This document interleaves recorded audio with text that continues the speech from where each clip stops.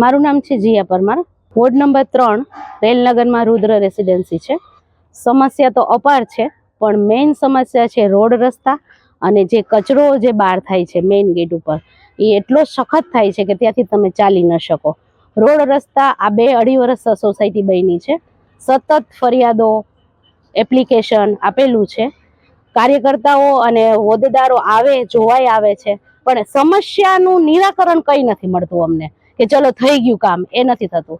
Plus આજુબાજુમાં તમે અહીંયા નજર કરશો ને તો તમને પોતાને બી ખબર પડશે, એટલું ઘાસ ઉગી નીકળ્યું છે કે એમાંથી જીવજંતુઓ, સાપ નીકળે છે. સાપ આમ લોકોના ઘર સુધી પહોંચી જાય છે.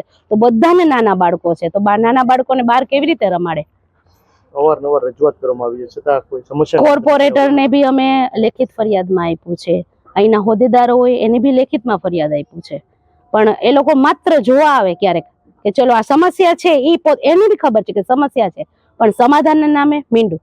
હવે શું માંગ છે તમારી? હવે અમે માંગ એ જ છે કે અમને રોડ રસ્તા તાત્કાલિક બનાવી દે, કચરાનું સમાધાન કરી દે, અમારા જે બાળકો છે એની સેફટી માટેનું કંઈ કરે કે ભાઈ આ જીવજંતુઓ ન નીકળે એના માટે.